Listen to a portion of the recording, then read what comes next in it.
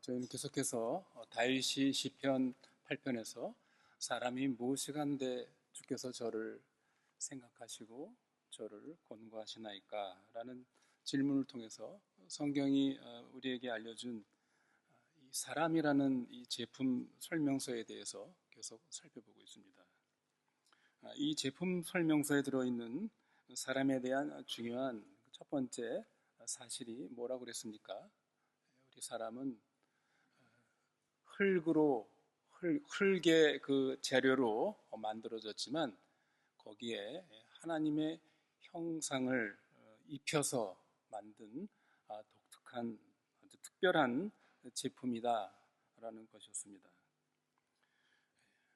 이 하나님의 형상으로 지음받은 이 사실을 통해서 우리 인간은 생육하고 번성하고 땅에 충만하여 또 모든 피조계를 잘 가꾸고 다스릴 그런 특권과 책임, 즉 문화적 사명을 우리가 받았다라는 것을 지난 시간에 살펴보았습니다.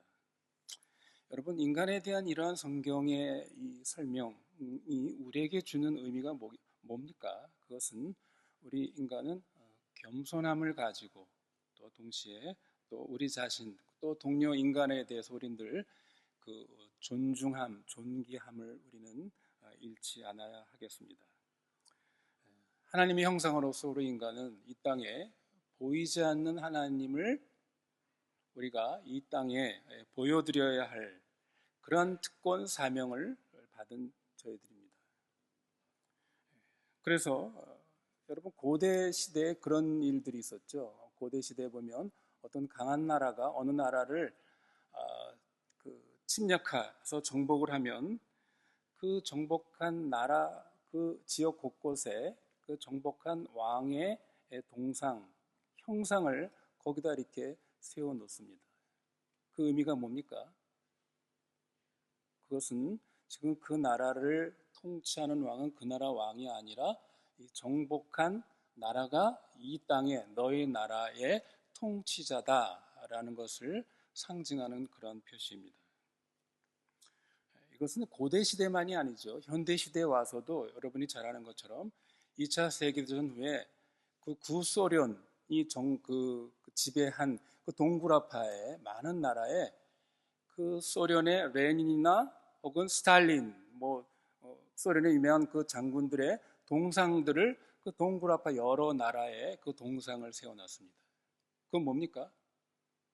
여전히 그 소련이 너희 나라의 그런 통치자다라는 것을 상징하는 것이었죠. 그래서 그 소위 그 동구라파가 이제 자유화되면서 어떤 일이 벌어집니까?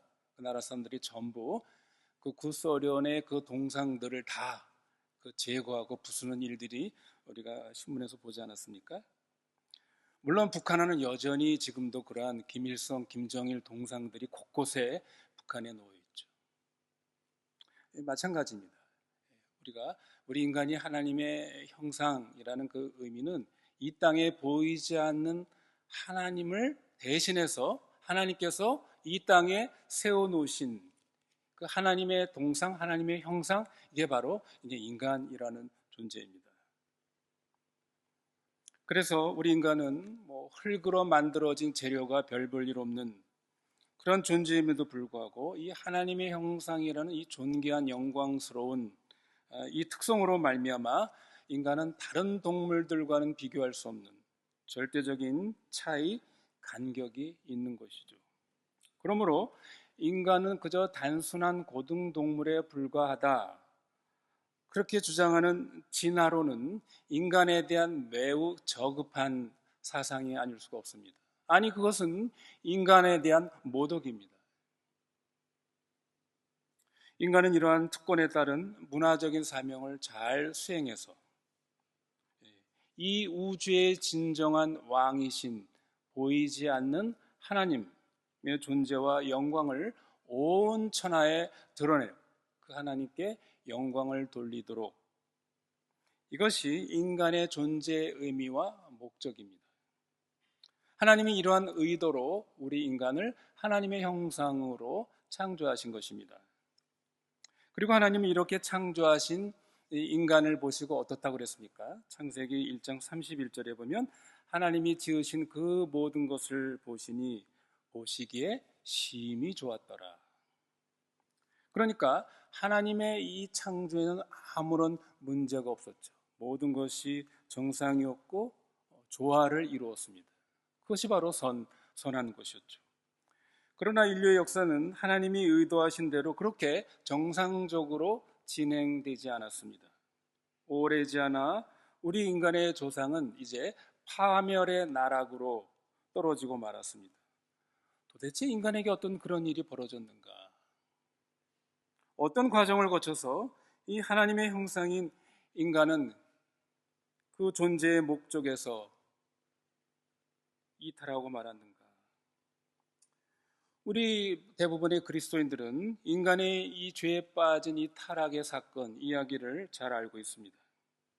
그러나 여러분, 우리는 언제나 이것을 그저 하나의 지식으로만 알고 있어서는 안 되는 것입니다. 인간의 이 타락 사건이 오늘도 오늘 현재 벌어지고 있는 인간의 모든 그 생활 속에, 세계 속에 벌어지고 있는 모든 문제의 근원은 바로 우리 조상 인간의 이 타락 사건으로 말미암아 근원됐다는 사실을 언제나 우리는 잊지 말아야 하는 것입니다. 그러니까 그 문제 해결도 결국에는 그 죄에 대한 문제를 해결해야지만 인간의 근본적인 모든 이런 문제들, 고통의 문제들이 해결된다는 것을 성경이 우리에게 알려주고 있는 것이죠. 성경은 이 하나님의 선한 창조, 세계 그 후에 어떤 일이 벌어졌는지, 두 번째, 이 사람에 대한 아주 중요한 두 번째 진실을 창세기 3장을 통해서 우리에게 알려주고 있습니다. 성경의 증언에 의하면 하나님은 인간에게 다른 피조물이 가질 수 없는 특권을 주시고 모든 것을 다 허락해 주셨습니다. 그러나 단 한 가지만은 하나님이 허락하지 않으셨죠. 오늘 본문 창세기 2장 17절, 16절, 17절의 말씀입니다. 그게 뭡니까? 선악을 알게 하는 나무의 열매는 따먹지 말라. 소위 금단의 열매 하나를 하나님이 정하시고 그것을 말씀하신 것입니다. 여러분, 이 따먹지 말라라는 이 금단의 열매, 이것은 열매 자체에 무슨 매직 파워가 있는 것이 아닙니다. 그래서 하나님이 여기엔 아주 신비로운 무슨 그런 능력이 있기 때문에 너가 이것은 먹으면 안 된다, 이런 뜻이 아닙니다. 중요한 건 뭐라고 그랬죠? 중요한 것은 그 과일 열매 자체가 아니라 따먹지 말라는 하나님의 말씀, 하나님의 명령입니다. 다시 말하면 이 금단의 열매가 뜻하는 것은 하나님의 형상으로 지음받은 인간은 그 존재의 특성과 영광스러움에도 불구하고 그 하나님의 형상은 여전히 하나님의 말씀을 듣고 순종해야 할 너는 피조물이다. 이것을 표시해 주시는 하나님과 인간 사이의 경계선입니다. 그러나 사람은 어떻게 했습니까? 아담과 하와는 이 금단의 열매를 먹어버렸습니다. 왜 그들이 이 하나님의 말씀을 불순종하고 금단의 열매를 먹었는가? 그저 그것은 우발적인 행동이었는가? 여러분, 그렇지 않습니다. 이 사탄의 이 유혹, 시험의 성격을 우리가 깊이 생각해 보면 이 사탄의 이 간교한 이 유혹에 넘어가는 이런 일련의 그 이전의 과정들이 있다는 것을 우리가 깊이 살펴야 할 필요가 있습니다. 그것은 우리 조상이 이 불순종의 행동을 하기 이전에 이들의 그 내면 속에서 벌어지고 있는, 언제부턴가 이들의 마음 속에 어떠한 그 심정들이, 생각들이 있었는가, 이것을 우리는 깊이 좀 분석해야 되는 것이죠. 그게 뭡니까? 그것은 바로 하나님의 그 선하심에 대한 회의와 의심, 이런 것들이 어느 순간인가 살그머니 조금씩 하와의 마음속에 또 아담의 마음속에 이런 것들이 들어오기 시작했다는 것이죠. 그리고 그것은 그들의 자존감을 약화시키고 자만심을 강화시키는 방향으로 흘러갔습니다. 뱀을 통해 이 간교한 사탄은 이러한 그 두 사람의 약화된 부분을 여지없이 그 약점을, 그 약한 부분을 타고 들어온 것입니다. 사탄은 먼저 하와가 마땅히 가졌어야 할 그의 그 정체성, 자존감을 빼앗았습니다. 그리고 그것을 통해서 그들의 창조주를 거역하도록 유혹한 것입니다. 성도 여러분, 생각해 보십시오. 하나님께서 아담과 하와를 얼마나 높이셨는지, 얼마나 그들을 존귀하게 영광스럽게 대우하셨는지, 우리가 이런 것들을 생각해 보면 사탄이 유혹의 1단계로 어떻게 그들을 속였는지는 분명해 보입니다. 하나님은 우리의 첫 조상을 얼마나 귀중하게 여겼습니까? 그래서 그들은 마땅히 우리가 하나님 앞에서 이러한 존재이구나 라는 마땅한, 정당한, 건강한, 올바른 정체성, 자기인식을 가졌어야 했습니다. 하나님께서는 아담과 하와를 창조하시고 그들에게 하나님의 형상이라는 아주 특별한 고귀한 지위, 특권을 부여하셨죠. 그들은 이러한 영광스러운 특권과 신분을 갖게 된 것에 대한 그들은 마땅한 그런 자존감, 정체성을 가졌어야 했습니다. 구체적으로 살펴볼까요? 어떤 것이 있습니까? 첫째로 하나님은 그들을 에덴 동산에서 동산을 다스리고 돌보게 하셨습니다. 창세기 2장 15절 말씀 보십시오. 여호와 하나님이 그 사람을 이끌어 에덴 동산에 두사 그것을 다스리며 지키게 하시고, 즉 아담과 하와를 하나님의 정원사, 가드너로 하나님께서 일하도록 부르셨다는 것입니다. 요즘 여러분 오늘날 우리들의 개념에는 소위 그 가드너 그러면은 별로 이것은 그렇게 좋은 직업이라, 영광스러운 직업이라 생각하지 않죠. 그러나 여러분 생각해 보십시오. 이 에덴 동산이라는 동산이 어떤 곳입니까? 에스겔서 31장 9절에 보면 그것을 하나님의 정원이다, The Garden of God이라고 그랬습니다. 보통 사람들의 정원이 아니라 하나님의 가든이다. 위대한 왕, 창조주 하나님의 그 궁전 안에 있는 정원이라는 말입니다. 여러분이 유럽을 여행하다 보면 유럽의 그 아름다운 궁전에 있는 정원들을 여러분 보지 않았습니까? 그 정원을 갖고 이렇게 아름다운 정원 볼 때 여기서 이 정원을 갖고는 정원사들이 얼마나 그 일을 열심히 할까, 우리 이런 생각을 하게 되죠. 이것을 가꾸기 위해서 얼마나 힘들게 노동을 했을까. 그러나 이 아담과 하와는 거기서 노예처럼 고통스럽게 일하는 것이 아니었습니다.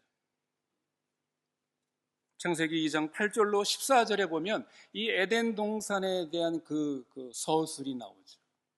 시간이 없어서 제가 다 읽지는 않지만 여러분이 창세기 2장 18절로 8절로 14절의 말씀 보십시오. 이러한 정원에 산다는 것은 특권이었고 그 정원을 돌보는 일은 얼마나 이것은 영광스러운 일인지 알 수가 없습니다. 이런 축복 속에서 사는 아담과 하와는 스스로에 대해서 어떻게 생각했어야 하는가 하는 것입니다. 이런 지위와 특권과 환경을 주신 하나님에 대해서 감사와 더불어 정당한 자부심, 자존심, 정체성을 아주 충만히 가졌어야 했다는 것이죠.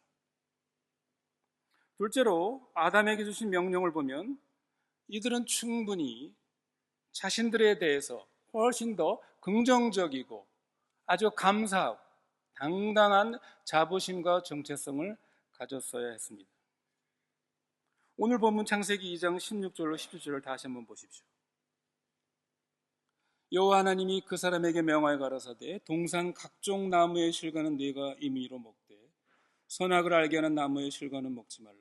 네가 먹는 날에는 정령 죽으리라. 여러분, 우리가 이 본문을 읽으면 대개 17절을 중심적으로 읽습니다. 여기에만 우린 이거를 많이 기억하죠. 왜 하나님께서 아담에게 그 과일을 먹지 말라고 했는가? 왜 하나님이 이런 과일을 두셔가지고 아담을 시험에 빠지게 했는가? 우리 이런 식으로 우리 자신에게도 이러한 그 질문을 하는 것이죠. 물론 이것은 중요한 질문입니다. 그러나 만약 우리가 이 질문에만 여러분이 몰두한다 그러면 전체적인 이 16, 17절에 하나님께서 우리에게 말씀하자고 하시는 중요한 의미들을 놓치고 있는 것입니다. 왜 그렇습니까? 여기에는 하나님께서 우리에게 자기 형상에게 놀라운 자유를, 엄청난 자유를 주셨음을 망각하고 있는 것입니다. 하나님은 아담에게 동산에 있는 나무의 열매는 무엇이나 내 마음대로, 임의로 내 자유롭게 하라. 오직 하나만 빼고 나머지는 다 내 자유대로 해라. 내 선택이다. 내 마음대로 해라. 성도 여러분, 이 아담에게 이러한 자유를 주셨다는 것, 자유가 있다는 것은 오늘날 우리 현대인들에게는 별렇게 크게 와닿지를 않죠.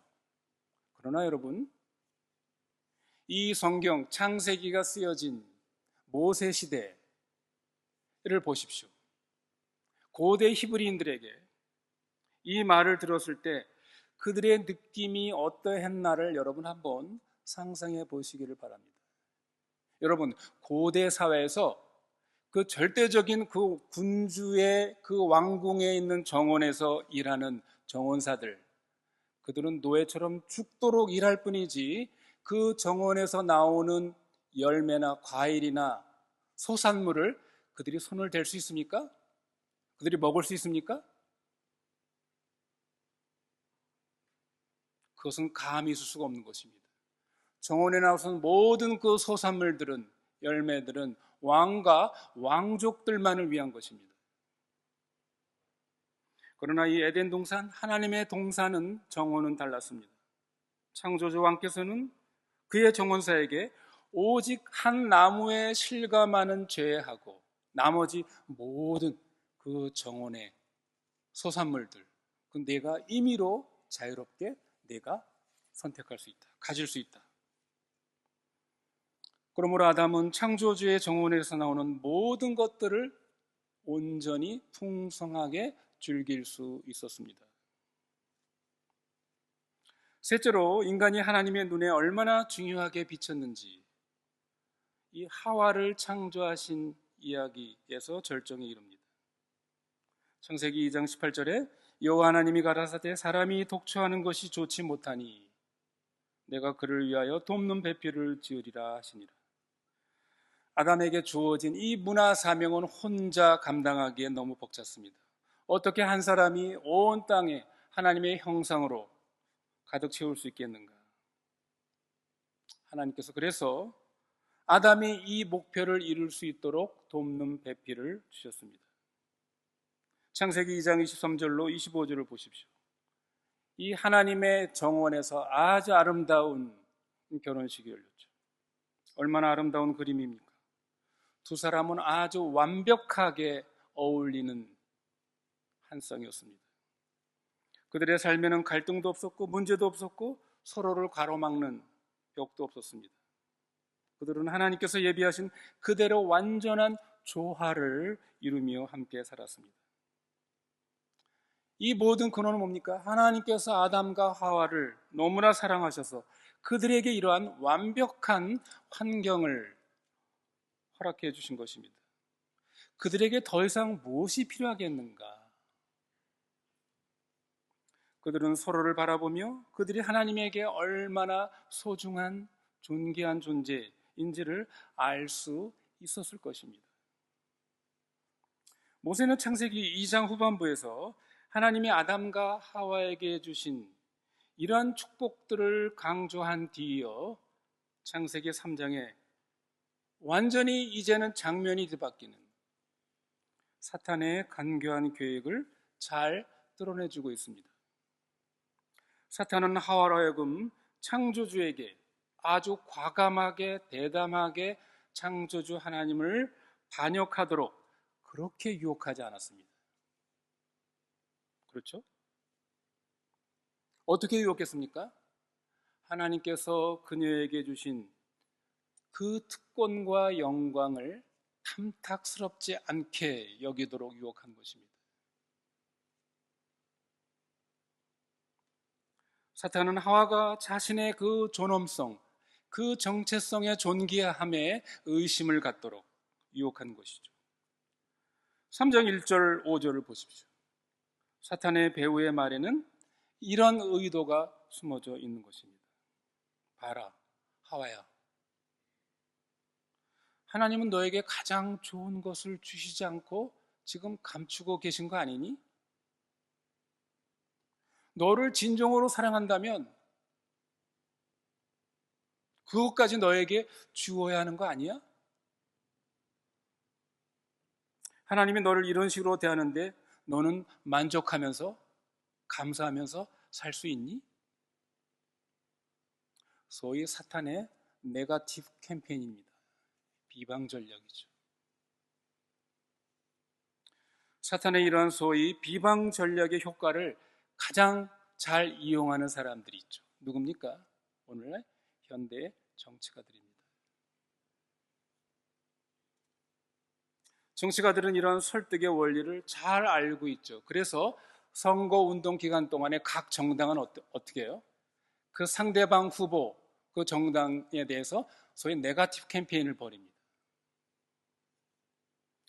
그래서 할 수만 있으면 상대 후보를 깎아내리고 중상모략, 어떻게 하든지 대중들로 하여금 그 마음의 변화를 일으키도록 이렇게 선전을 하는 것이죠. 왜 그렇습니까?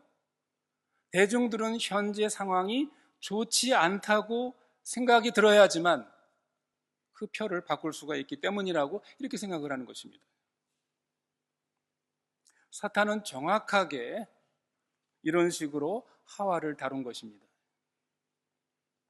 하나님께서 자신을 사랑하고 가장 귀하게 여기신다고 확신하는 한 하와는 사탄의 그러한 어떤 유혹에 절대로 넘어가지 않을 것입니다. 하나님께 등을 돌릴 이유가 전혀 없는 것이죠. 아니, 하나님께서 내게 베푸신 그 은혜와 축복이 너무나도 크고 너무나도 감사하다 그러면 그 사람이 하나님의 은혜에 등을 돌리고 하나님을 배반할 이유가 있겠습니까? 없는 것이죠. 따라서 사탄은 하와로 하여금 하나님의 선하신 뜻과 사랑을 의심케 해야 했습니다. 하와로 하여금 자신이 하나님의 형상으로서 천지 만물의 면류관이 된다는 이 존귀한 그 정체성, 자기인식, 이것이 만족스럽지 않다는 그 생각을, 의심을 심어줘야 했습니다. 하와는 사탄의 이러한 네거티브 캠페인과 거짓 약속, 소위 감언이설이 뭡니까? 너는 이렇게 하나님의 명령을 듣는 노예로 살지 말고 이 선악을 알게 하는 나무를 따먹고 뭐가 되라는 겁니까? 네가 하나님이 될 수 있다.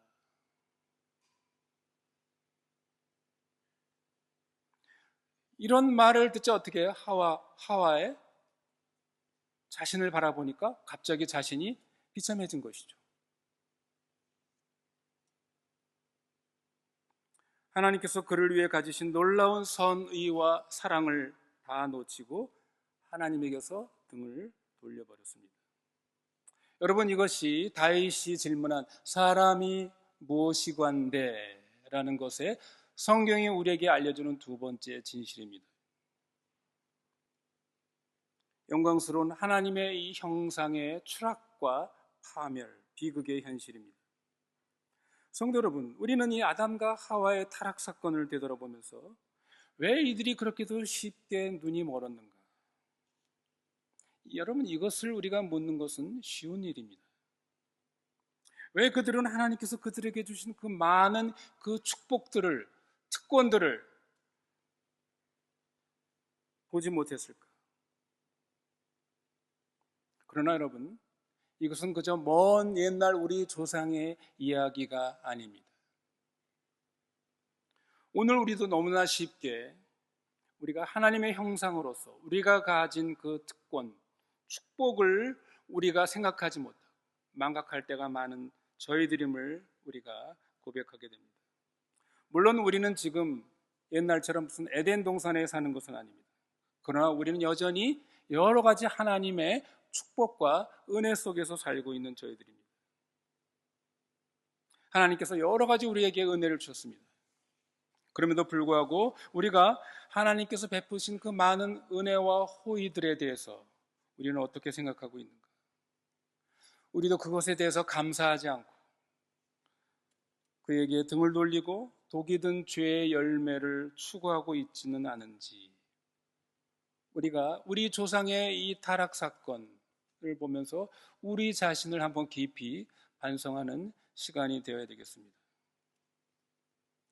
우리는 하나님의 자녀로서 하나님이 우리에게 베푸신 그 놀라운 용서와 양자됨의 특권을 우리는 늘 기억하고 감사하고 있는가?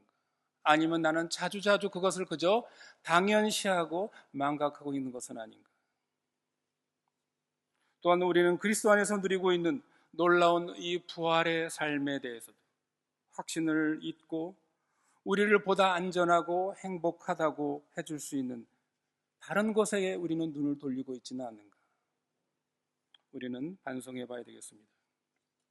또한 우리는 너무너무 우리 자신의 삶을 다른 사람들과 비교하면서 자신이 하나님으로부터 받은 그 놀라운 특권을, 축복을 잊고 있지는 않는지 우리는 생각해야 되겠습니다. 성도 여러분, 무엇이 우리를 탐욕의 죄에 빠지게 합니까? 오늘 본문의 이 말씀을 보면 결국 우리가 현재 가진 것에 대해서 우리가 감사하지 않고 만족하지 않음으로써 모든 이런 탐욕, 죄의 근원이 시작된다는 것을 알 수가 있습니다. 은행 잔고는 우리가 얼마 남지 않고 내가 가진 낡은 차는 창피하고 우리의 집은 별로 좋지 않다고 생각하고 있지 않습니까? 우리는 우리가 더 나은 권리를 가질 권리가 있다고 우리는 그렇게 생각을 하고 그런 것들을 우리는 추구하고 나서고 있지 않는가? 여러분 생각해 보십시오. 무엇이 부부 사이에 바람을 들게 합니까? 많은 경우 서로에게 감사하지 못하고 만족하지 못할 때 시작됩니다. 우리 자녀의 관계도 마찬가지죠. 부모와의 관계도 마찬가지입니다. 가족 간의 여러 가지 그러한 불화와 문제들의 발생의 근원이 뭡니까? 더 이상 우리의 배우자와 아이들이 하나님의 선물이라고 생각하지 않기 때문입니다. 우리는 결혼과 가정에 대한 감사와 기쁨을 우리가 놓치면 다른 곳에서 그 대안을 찾을 가능성이 있다는 것을 우리는 언제나 조심해야 합니다. 그러나 주님께서 주시는 선물은 우리의 심령에 임하는 은총입니다. 주님께서는 우리에게 가장 귀한 축복을 주셨습니다. 무엇보다도 그리스도의 생명을 우리를 위해서 주셨습니다. 또한 보혜사 성령을 우리에게 보내주셨습니다. 성령은 지금도 그의 임재로 우리 안에 함께 하십니다. 이런 눈에 보이지 않는 축복들을 받은 자로서 우리는 우리 자신의 가치를 의심하지 않고 필요가 없는 것입니다. 날마다 하나님의 은혜에 감사하며 살아야 할 존재들입니다. 또한 우리들 중에는 지나치게 자신의 실수에 대해서 그것을 집착함으로 하나님이 주신 하나님 앞에 내가 누구인가 그 가치와 존귀함을 상실하기도 합니다. 물론 우리는 모두가 순종을 잘하기 위해서 때로 하나님의 징책과 징계와 또한 격려가 필요한 존재입니다. 우리가 주님으로부터 멀리 떨어져 방황할 때 우리는 물론 질책을 받아야 합니다. 그렇다고 해서 나는 아무것도 아닌 벌레만도 못한 그러한 인간은 아니라는 것입니다. 여러분, 우리가 누가복음 15장에 나오는 탕자의 비유를 보십시오. 탕자는 아버지의 품을 떠나 돼지가 먹는 쥐엄 열매를 배를 채우는 삶으로 전락했습니다. 그렇다고 해서 그 탕자가 돼지가 된 것은 아닙니다. 그의 아버지도 한시도 그 사랑하는 아들을 잊지 않고 있었습니다. 만일 탕자가 자신을 그저 단지 더러운 돼지 정도로 여기며 그런 자기 연민에 빠져 있었다고 한다면 결국 간교한 사탄의 거짓말을 믿고 그는 돼지 우리에서 영원토록 나오지 못했을 것입니다. 그러나 우리가 누가복음 15장에서 예수님이 말씀하신 이 탕자의 비유를 보면 이 탕자가 아버지의 품을 떠나 그 어둠 속에서 돼지 우리의 더러움 속에서 나올 수 있었던 그 근원, 이유가 무엇입니까? 그것은 그가 다시 자신의 정체성, 자신이 누구인가에 대한 자기 인식, 이것을 깨닫기 시작한 때여서부터였습니다. 여러분, 누가복음 12장 11절을 보면 이렇게 말하고 있습니다. 이에 스스로 돌이켜. NIV 영어 성경에는 when he came to sense라고 되어 있습니다. 그의 센스가 돌아왔을 때, 이게 무슨 말입니까? 그의 감각이 돌아왔다는 것입니다. 어떤 센스가 돌아왔다는 말입니까? 내가 누구인가? 내 아버지는 누구인가?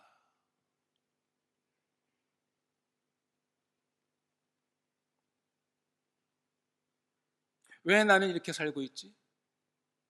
이것에 대한 참된 자아인식, 정체성의 회복이 시작된 것입니다. 누가복음 15장 17절은 이렇게 이어집니다. 이에 스스로 돌이켜 가로되 내 아버지에게는 양식이 풍족한 품꾼이 얼마나 많은고 그런데 나는 여기서 굶주려 죽는구나. 자기는 이런 대지우리에서 살아갈 정도의 형편없는 무가치한 존재가 아닌 내 아버지가 얼마나 부유한 분이시고 내가 그분의 아들이라는 사실, 이것을 새롭게 깨달은 것입니다. 성도 여러분, 그러므로 우리의 결점을 결코 외면해서는 안 됩니다. 그렇다고 해서 하나님이 보시는 우리의 그 존재의 가치를 우리는 잊어서도 안 된다는 사실을 우리는 이 탕자의 비유가 우리에게 가르치는 중요한 교훈입니다. 여러분들은 어떤 존재입니까? 여러분은 그리스도와 함께한 상속자입니다. 그리스도는 여러분을 나의 친구라 불러주시는 그런 존재들입니다. 우리는 그분의 몸의 지체입니다. 심지어 그리스도의 신부들입니다. 여러분, 이래도 우리가 무가치한 존재입니까? 벌레만도 못한 그런 존재들입니까? 많은 신자들은 하나님 앞에서 자신의 가치를 인정하는 것을 아주 거북스럽게 생각합니다. 물론 한쪽 면으로는 맞습니다. 그러나 다른 편으로 볼 때 우리는 하나님 앞에서 존귀한 자, 자신의 아들을 아끼지 않고 우리를 내어주실 정도로 하나님 앞에서는 존귀한 자로, 하나님은 사랑하는 자로 우리를 그렇게 대하신다는 것입니다.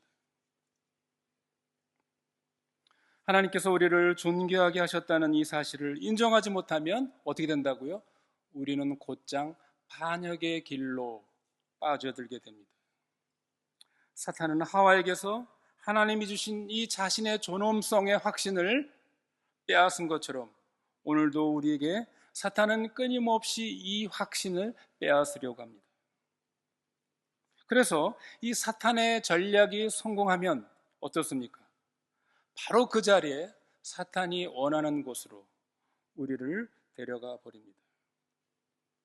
무엇으로 드러납니까? 하나님 안에서 우리의 진정한 가치, 진정한 그 존엄한 정체성을 우리가 잃어버리면 우리는 다른 곳에서 나의 가치와 정체성을 찾으려고 하는 것이죠. 그것이 돈이요, 명예요, 권력이요, 이 세상에 어떤 사람들이 중요하게 여기는 그것을 통해서 자기의 가치와 존엄성을 찾으려고 합니다.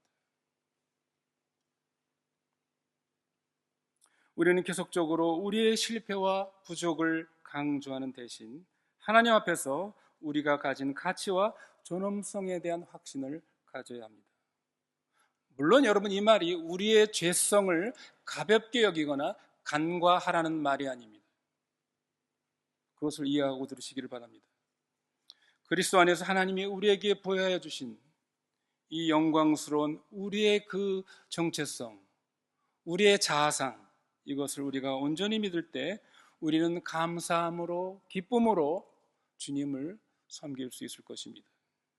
그러나 반대로 하나님께서 우리에게 주신 이러한 우리의 그 존엄한 자아상을 우리가 망각할 때 우리는 하나님을 배반하는 자리에 빠지게 될 것입니다. 말씀을 맺습니다. 사탄은 우리의 정체성과 우리의 자존심을 가지고 장난을 칩니다. 사탄은 먼저 하나님이 우리에게 주신 이 정당한 자존감을 유혹하고 빼앗아가려고 합니다. 그런 다음 사탄은 우리로 하여금 거짓된 자존심을 좇게 만들려고 했습니다. 그래서 우리는 하나님을 떠나서 스스로 보람이 있는, 가치 있는, 자기가 중요하다고 생각하는 그런 것들을 찾아 나서려고 할 것입니다. 이것이 아담과 하와가 하나님을 등지게 된 한 이유였습니다. 우리는 언제나 이 사탄의 속임수를 분별할 수 있어야 합니다. 우리는 누구라고요? 우리의 정체성은 뭐라고요? 베드로 사도가 우리에게 알려준 대로 우리는 택하신 족속이요, 왕 같은 제사장들이요, 그의 소유된 거룩한 백성입니다. 이것이 우리의 존엄한 정체성입니다. 이것은 우리가 취득한 것이 아니라 하나님께서 은혜로 그리스도 안에서 우리에게 베푸신 사랑의 선물입니다. 우리의 몸은 더 이상 악한 몸이 아니라 성령 하나님이 내주하시는 거룩하고 존귀한 성전이 되었습니다. 나의 현재 모습이 어떻다 할지라도 하나님은 그리스도 안에서 우리를 용서하시고 용납해 주셨습니다. 우리는 이 사탄의 비방 전략에 말려들어서 하나님의 사랑, 하나님의 선하심을 의심하거나 혹은 하나님으로부터 나 자신을 소외시켜서는 절대로 안 되는 것입니다. 바울은 로마서 8장에서 우리 그리스도인의 이 존귀하고 영광스러운 신분을 이렇게 감동적으로 선언하고 있습니다. 로마서 8장 31절로 39절. 그런즉 이 일에 대하여 우리가 무슨 말하리요? 자기 아들을 아끼지 아니하시고 우리 모든 사람을 이어 내어주신 이가 어찌 그 아들과 함께 모든 것을 우리에게 은사로 주지 아니하시겠느냐? 누가 능히 하나님의 택하신 자들을 송사하리요? 의롭다 하시는 이는 하나님이시니 누가 정죄하리요? 죽으실 뿐 아니라 다시 살아나신 이는 그리스도 예수시니 그는 하나님 우편에 앉아 계신 자요 우리를 위하여 간구하시는 자시니라. 누가 우리를 그리스도의 사랑에서 끊으리요? 혼란이나 곤고나 핍박이나 기근이나 적신이나 위험이나 칼이랴. 그러나 이 모든 일에 우리를 사랑하시는 이로 말미암아 우리가 넉넉히 이기느니라. 내가 확신하노니 사망이나 생명이나 천사들이나 권세자들이나 현재 일이나 장래 일이나 능력이나 높음이나 깊음이나 다른 아무 피조물이라도 우리를 우리 주 그리스도 예수 안에 있는 사랑에서 끊을 수 없느니라. 아멘. 성도 여러분, 저와 여러분이 바로 이러한 사람입니다. 이런 하나님의 사랑을 받고 있는 자로서 우리는 교만심이 아닌 정당한 자부심, 자존심, 이 정체성을 가지고 날마다 귀한 자로 사랑을 입은 자답게 그리스도의 형상을 닮아가는 저와 여러분이 되시기를 바랍니다.